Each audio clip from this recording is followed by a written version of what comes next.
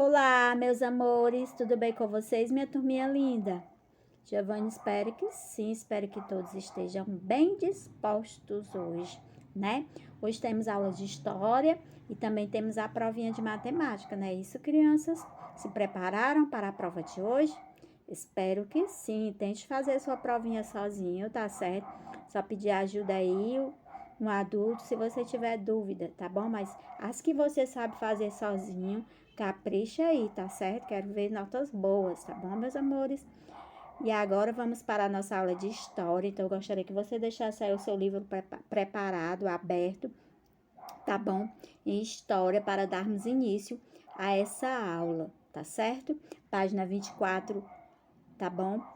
Até a página 25, até a página 29 vai ser o assunto da aula de história, tá bom? Mas antes de tudo, eu gostaria de fazer uma oração, uma breve oração de agradecimento a Deus por este dia, pelas nossas vidas, tá bom? Pela nossa família, tá certo? Vamos agradecer ao Senhor? Então, eu gostaria que você curvasse sua cabeça nesse momento, onde quer que você esteja, tá bom? Vamos lá comigo? Senhor, meu Deus e meu Pai, queremos te agradecer, ó Deus, por mais um dia. Obrigada, Senhor, pelo teu amor, pela tua fidelidade em nossas vidas. Obrigada, Senhor, por ter cuidado de cada um de nós, da nossa família. Em nome de Jesus, muito obrigada, Deus. Queremos te agradecer por tudo, porque o Senhor é bom e o seu amor dura para sempre em nossas vidas, Pai. E agora, Senhor, neste momento, quero te pedir sabedoria, discernimento, ó Pai, para cada criança neste momento, que eles possam, Deus, compreender o conteúdo de hoje, fazer uma boa prova, ó Pai, que o Senhor possa ser com cada um neste dia. Abra a mente, o entendimento, Senhor, de cada um, onde quer que eles estejam agora, Pai, em nome de Jesus. Fica com cada criança neste dia, te peço por cada família também, que o Senhor venha ser com cada família, em cada lar, suprindo as necessidades, Senhor, em nome de Jesus.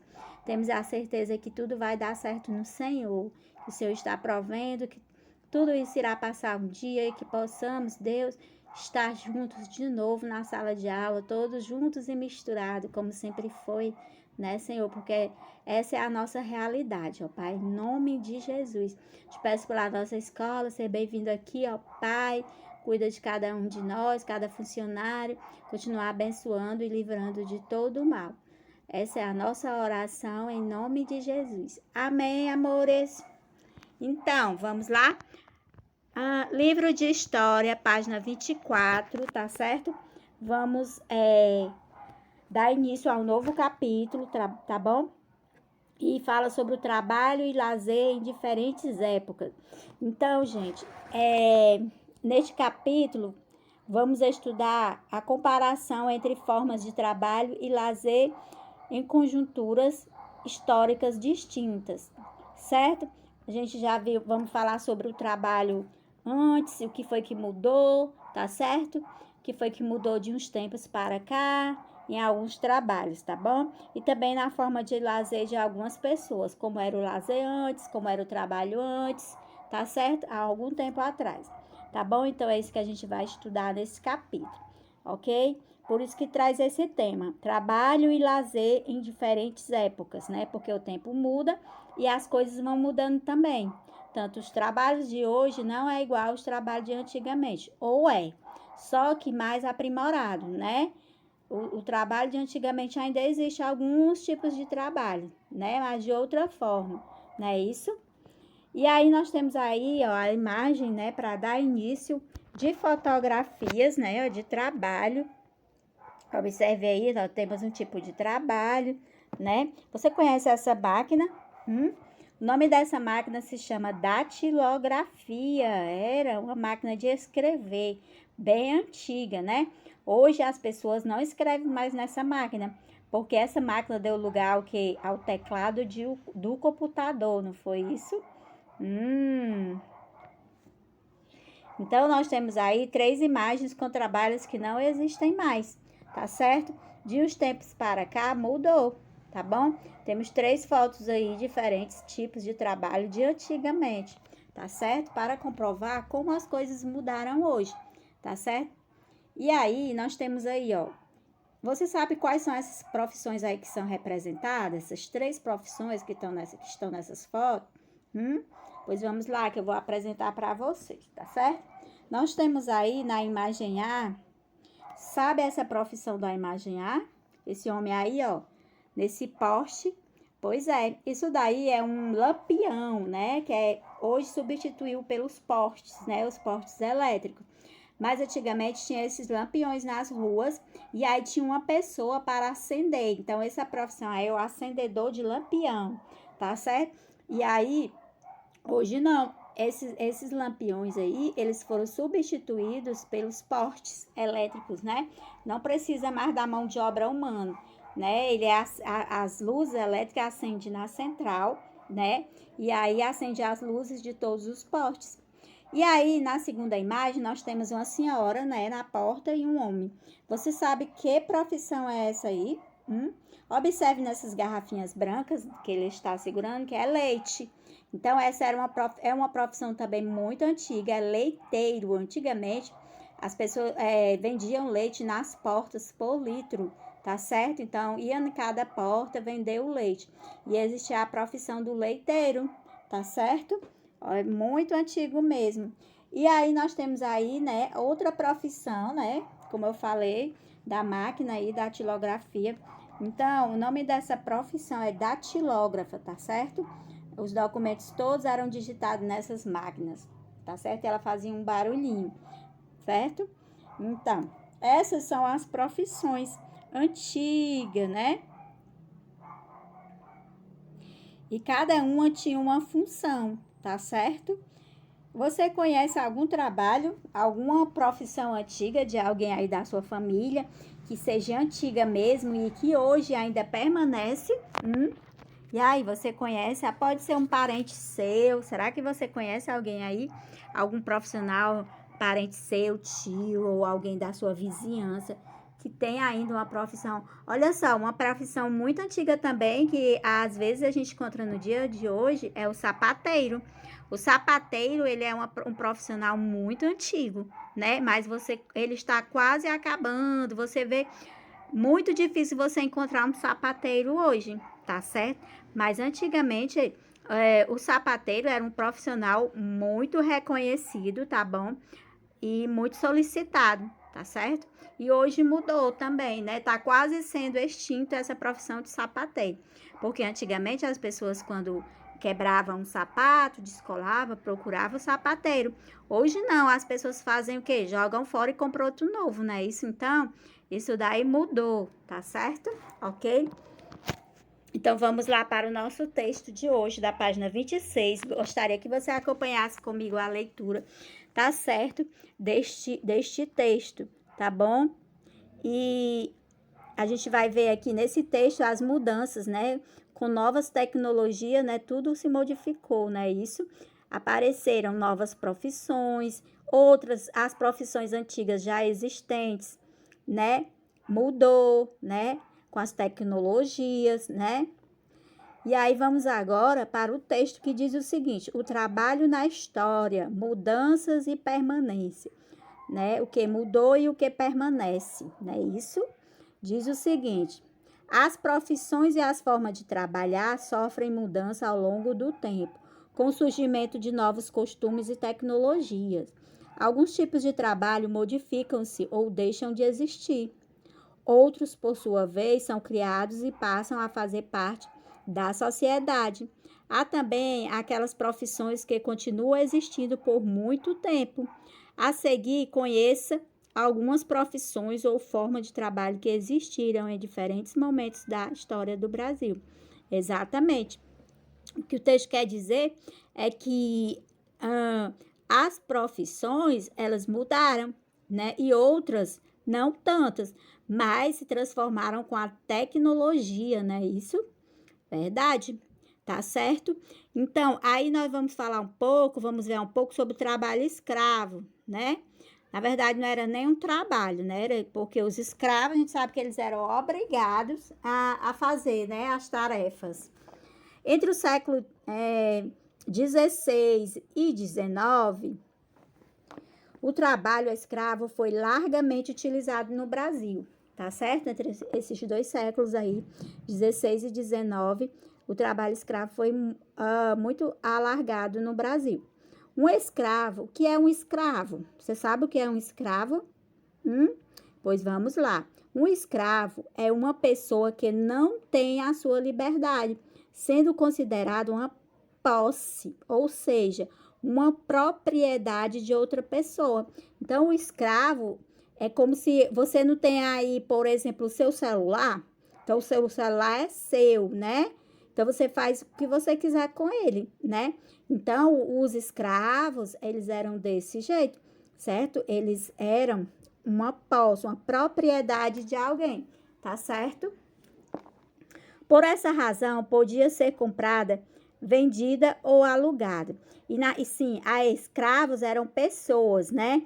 E naquele tempo eles vendiam, tá bom? Essas pessoas vendiam por dinheiro ou por troca de mercadoria, tá certo? Alugava as pessoas, os escravos, para trabalhar para outras pessoas, tá certo? A maior parte dos escravos do Brasil era composta por povos africanos trazidos à força. A gente já viu sobre isso, fizemos até já a provinha sobre isso. Os escravos brasileiros vieram da África à força, né? Foram trazidos para cá para trabalhar, tá certo? Para os grandes fazendeiros. O trabalho escravo era empregado em atividades urbanas e no campo. O escravo sofria diversos tipos de violência, recebia comida e roupas precárias e trabalhava por longos períodos. A escravidão foi abolida, isto é, deixou de existir em nosso país em 1888. Entretanto, mesmo sendo ilegal, o trabalho escravo ou análogo à escravidão ainda existe no Brasil. Então, gente, olha só, antigamente existia, né, esse trabalho aí, e os escravos, eles trabalhavam tanto no campo, né, na zona rural, nas fazendas, quanto também nas cidades, tá certo? Em 1888, né, sofreram, o que foi que aconteceu? A escravidão foi abolida, uma lei que era chamada Lei Áurea, tá certo? E aí eles puderam ser livres. A partir daquele momento, eles puderam ser livres, fazer o que quer da vida deles, como pessoas, tá certo? Eles tiveram a liberdade deles, tá certo? E aí nós temos aí a imagem, né? Imagem aí, que diz o seguinte: por mais de 300 anos, o trabalho escravo foi usado em um amplo conjunto de atividades no Brasil. Então, foi muito tempo de escravidão no Brasil, né? Isso como representa essa gravura aí, ó, tá certo? Geralmente era considerado escravo pessoas que tinham pele mais escura naquela época. Graças a Deus que não existe mais isso, né? Porque o Brasil passou a respeitar mais, né? Assim, o trabalho, houve-se uma lei, né? Trabalhista depois disso, né? Para dar melhores condições aos trabalhadores, tá certo? E aí, gente, nós temos também o trabalho nas indústrias, o que mudou, como foi, tá certo? Vamos lá para a leitura comigo. Muito interessante esse texto, tá bom? Com a abolição da escravidão, a principal forma de trabalho em nosso país passou a ser o assalariado ou livre. Pronto, quando acabou a abolição, né, que os escravos foram livres, né, aí teve outra forma de trabalho, que agora o trabalho era livre. A pessoa que trabalhasse ganharia por isso, tá certo? Ganharia pelo seu trabalho, tá bom? Nesse caso, uma pessoa recebe um salário. Assalariado quer dizer a pessoa que recebe um salário para trabalhar, tá bom? Não é de graça, ela é paga, certo? E é pago em dinheiro, né?